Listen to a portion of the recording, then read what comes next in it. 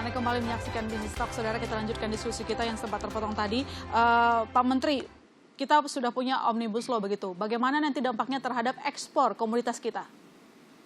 Ya, Omnibus Law itu adalah salah satunya banyak mempunyai kepastian-kepastian, tetapi intinya adalah Omnibus Law ini untuk mempermudah orang mengadakan transaksi, mengadakan perdagangan, mengadakan investasi, mendapatkan kepastian-kepastian agar proses daripada kegiatan ekonomi ini menjadi pasti, menjadi transparan, menjadi murah, dan membuat Indonesia menjadi kompetitif.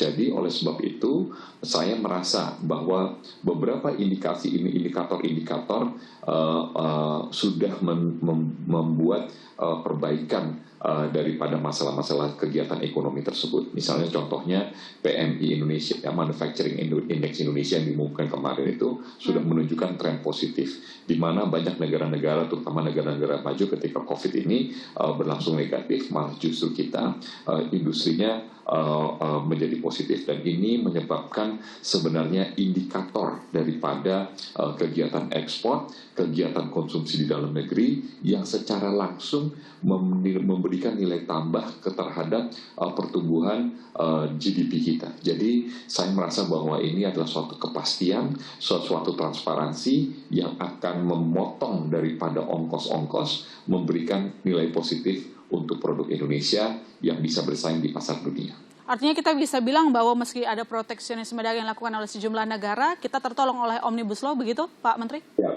itu secara tidak langsung begitu. Tetapi kita juga mesti lihat bahwa sebenarnya barang-barang Indonesia ini adalah barang-barang yang mempunyai kompetitivitas tinggi. Jadi kalau saya selalu bilang, kalau kita bicara kelapa sawit diadu sama minyak nabati manapun, sebenarnya kita nggak bisa kalah. Jadi kalau saya selalu bilang, ini karena perbandingannya adalah 1:7 sama soybean, 1:9 sama rapeseed gitu kan ya. Jadi kalau permainan bola ini, meskipun mereka dua-duanya pemain bola gitu, kalau dianalogikan gitu kan, tanpa memberikan rasa rendah kepada kita, tetapi ini seperti permainan bola Liga Eropa diadu dengan Liga Asia. Ya banyak yang jago-jago juga di Liga Asia, tetapi so far Liga Eropa pasti lebih kompetitif dan lebih baik. Nah, itu barang-barang Indonesia. Contoh juga misalnya daripada produk stainless steel kita. Nomor 2 di dunia, hanya kepada Cina kita kalah. Kenapa? Karena teknologinya baru, harga komoditasnya karena dibuat di pusat komoditasnya, menyebabkan produk Indonesia ini sangat efisien dan sangat kompetitif. Diadu dimanapun, even di Cinanya sekalipun gitu kan ya, kita bisa bersaing dengan baik. Nah, oleh sebab itu, saya merasa bahwa bukan hanya perbaikan daripada proses tindakan ekonomi, proses daripada usaha di Indonesia yang diperbaiki lewat Omnibus Law, tetapi Indonesia juga mempunyai nilai-nilai koperasi advantage yang baik terhadap produk-produk Indonesia, yaitu karena memang kita ini kaya sekali dengan dengan kekayaan alam yang kita convert sebagai nilai tambah. Dan ketika kita merubah menjadi dari negara yang menjual barang mentah setengah jadi kepada barang-barang industri, disitulah terjadi pertambahan nilai, dan disitulah negara seperti Indonesia akan menjadi negara yang kuat dan mudah-mudahan akan menjadi negara yang makmur. Oke Pak Joko, artinya kalau dari pernyataan Pak Menteri tadi kita di atas angin gitu, PD-nya maksimal begitu. Bagaimana rencana bisnis Anda ke depan kalau tadi kita sangat optimis seperti itu? Ya, jadi kalau saya, kalau Pak Menteri kan bicaranya semua sektor ya Indonesia.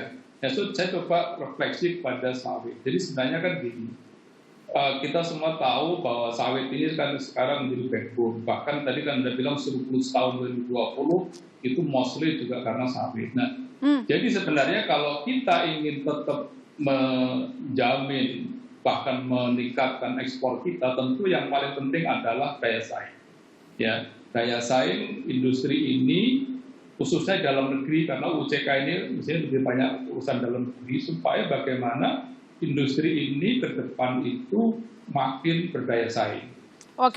Dan yang kedua sebenarnya adalah harus pentingnya kepastian. Nah, begini problemnya adalah kalau UCK itu saya setuju dengan Pak Menteri bahwa ini bagaimana perusahaan, pelaku usaha mudah berinvestasi, mudah berusaha, semuanya jadi simpel. Tapi kan saya melihat ini, karena saya mengikuti dan saya masih harus mengawal ini karena ada kesan bahwa RPP di dalam rangka UCK ini Pak Menteri ini masih nuansa ego sektoralnya masih ada.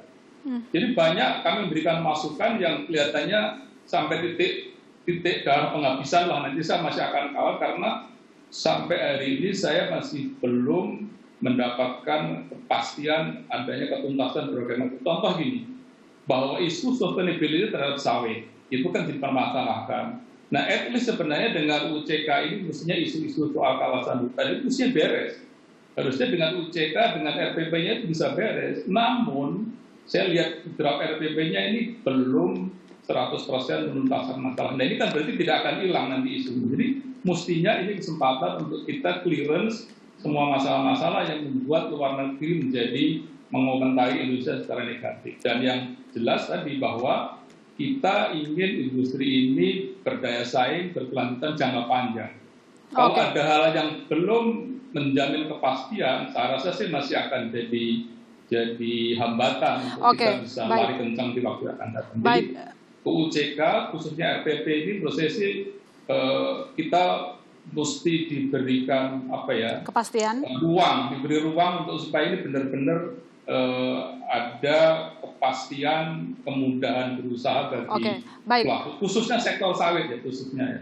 Oke, baik. Pak Menteri, itu tadi suara pengusaha. Bagaimana respon dari pemerintah? Jadi gini, saya tidak mengikuti secara detail untuk masalah yang sustainability atau berkelanjutan daripada sawitnya. Tetapi saya bisa pastikan bahwa RPP-nya sudah jalan semua per hari ini. Gitu kan ya, langsung diundangkan sesuai dengan apa yang diamanatkan oleh Undang-Undang Cipta Kerja tersebut. Jadi mudah-mudahan Pak Joko kalau itu sudah dinyatakan di dalam undang-undangnya, saya yakin RPP-nya itu akan sesuai dengan undang-undangnya. Jadi kalau itu konsisten dengan undang-undang pasti akan kejadian. Bapak Presiden sampai tadi sore, tadi pagi memperingatkan kepada seluruh menteri bahwa tidak ada ego sektoral lagi, kita semua bekerja untuk merah putih. Jadi saya berkeyakinan bahwa Undang-Undang CK ini dengan implementation regulations-nya atau berupa PP dan semua turunannya akan semua bekerja bersama-sama untuk memastikan barang-barang Indonesia baik untuk diekspor maupun untuk konsumsi nasional akan diproduksi secara transparan, secara baik, berusaha dengan baik, dengan kompetitif, semuanya untuk kemajuan bangsa. Untuk kemajuan bangsa, semua pihak juga ikut senang. Terima kasih Pak Joko telah bergabung di Business Talk. Tadi saudara kita sudah membahas bagaimana tugas dari Menteri Perdagangan di sisi ekspor. Nanti kita akan bahas bagaimana di sisi impor. Salah satunya soal menjaga stabilitas harga pangan. Jangan kemana-mana, Business Talk masih akan segera kembali.